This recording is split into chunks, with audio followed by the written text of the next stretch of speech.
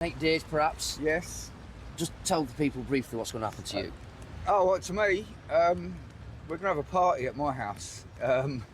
It's going to be Monday the 8th. Yeah, Monday the 8th, double eviction. They've listed it for 8 o'clock in the morning. The properties are less than half a mile away from each other, about 10 minutes walking distance. It's going to be really interesting, I'll be honest with you, because the other property has got 4 of my friends that live in there.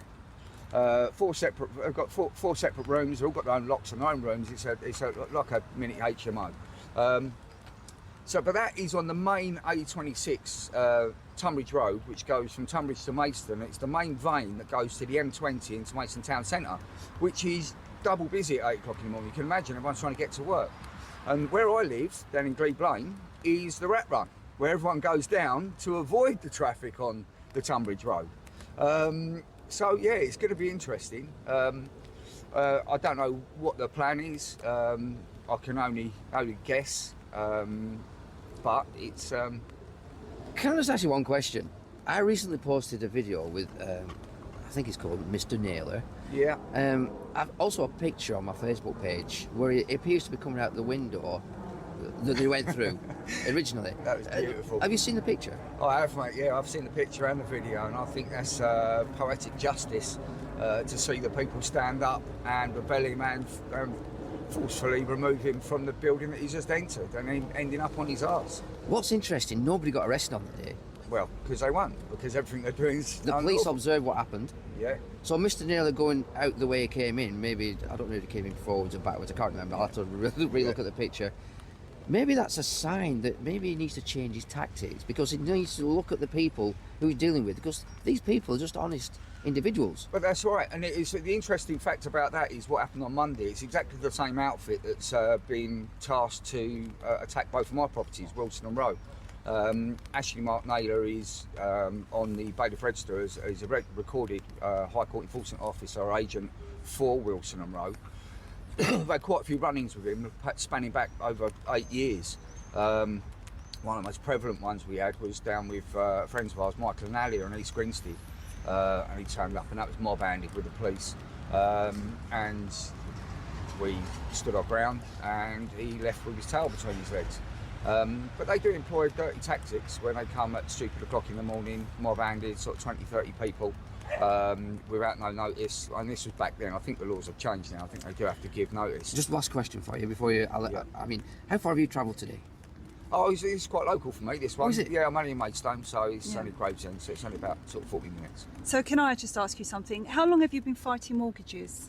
I started on this path specifically with the mortgages back in 2013, so 11 years ago. And how long have you been fighting your mortgage?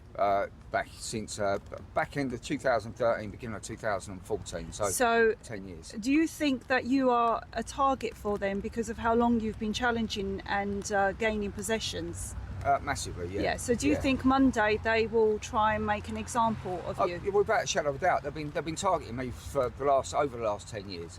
This isn't the first rodeo with Bank of Scotland. They tried back in 2014-15. I beat off 3 sets of LPA receivers. They instructed LPA receivers to try and take the property. And there was one that was with Channel 4. You might have witnessed it, where that was their last attempt. And then it was another outfit that tried taking the property, which they tried in 2014. There was another outfit come at me in 2018 when they took the property. And funny enough, it's virtually 6 years to the day. It was the 9th of July 2018. They broke in 7 o'clock in the morning, and that was another friend of ours, Scott Hines, who was subcontracted out for court enforcement services, who broke in 7 o'clock in the morning, and that was assisted by the police. The police come into the house and now arrested me for an allegation of malicious communications. They took me out the house, so then the bailiffs could then metal shut the house up. I was held in the police station for 12 hours, and then they released me early hours of the morning with no further action. So I know the tactics. They're going to be. So you have been travelling all around the country, giving your time, helping people with, fighting repossessions, gaining lawful recapture. Yeah. What would you like from the people now? Well, you know, it's I did say the other day it was it just I felt a bit nervous. I was sort of trying to keep it private. Believe it or not, I am a bit private with my personal stuff, and I was trying to keep it I was going to keep it under wraps because I didn't want to give them the heads up, and I was going to deal with it in the network, sort of off record, so not to give them the heads up. And then, you know, I spoke to a good friend of mine who's an ex-fraud detective. And he said, look, no, Tobe, it's just go public. And I think it is, time is to go public and just get everything on the record. Right. And this will give me the opportunity to actually be able to go right the way back and explain the whole journey and all the experience I've had with the Magistrates Court, the County Court, the Royal Courts of Justice, the Chancery Court, the corruption. I've seen the corruption from the police, the solicitors, the judges, right the way through, and every single walk, personal injury claims, judges, it's just been, there's a den of corruption. So yeah, I would like to, sorry, getting back to my point, my ADHD brain. Have support from the people on the day. Yeah. It's your turn now. Yeah, it'd be lovely. Yeah, it'd be lovely. So if anyone could turn up in Maidstone to support both your properties. It'd be beautiful. One of the first ones I went to was probably about 10 years ago now, maybe a little bit less, 9 years ago, was Tom Crawford's, and there was about 500 people turn up. Yep. And that was beautiful, you know, to see the bailiffs off. I mean, I'm not expecting 500 people, but yeah, just to get some nice numbers, because this is what it's about. Everyone's woken up to the COVID and the scam with the government, etc. And now, obviously, that's all fizzled out, and people are starting they've gone down that rabbit hole. Now they're starting to dig in and realise about the banking, finance fraud, the mortgage fraud, the corruption with the courts, the police and the bailiffs, and the collusion and the asset stealing and grabbing. And it's good, because now people are sort of, whereas years ago, we was only a few of us going down that path, and it was called tinfoil hat, nut job conspiracy theories. Now people are realising that, hold on, these people, maybe they did have a valid point. So, yeah. Am I right to remember in one of your court cases that the judge said she doesn't care what fraud is being committed, all she wanted to know was why you weren't paying the mortgage? Yeah. She actually said she doesn't care. It's the same old tactic. Did you get the house? Yeah. Hold on, let's go back before that. Yeah. And I've been asking them for 10 years. For 10 years I've been asking Bank of Scotland, via Lloyds, via Birmingham Mid-Shires, for a simple question: can you provide me the evidence and proof that you lent me any money? And they can't. No. They won't. Because I don't, because your signature creates funds. It's a security. Banks don't lend money, they trade securities. And your mortgage deed, contract, whatever it is you want to call it, that you sign with your wet ink signature, is the security that they've traded and sold on and sold on and sold on through SPVs.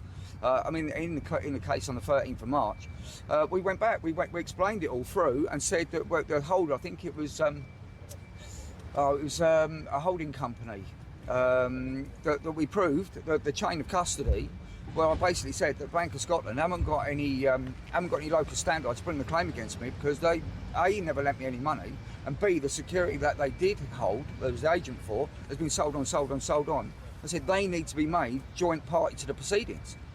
Just all got completely ignored, because it was rubber stamped by Steinhardt, whose order I challenged. I mean, if you want to go right into it, it was absolutely ridiculous. This is March last year. Well, go right before that. July 2022, Bank of Scotland put an application in for possession. They put their particulars of claim in. I put an application to strike out their particulars of claim with all the supporting evidence. I went down to Maidstone County Court. I got a court form affidavit. I'd filled it out. As most people know, with an affidavit, they have to be witnessed by an officer of the court or a solicitor.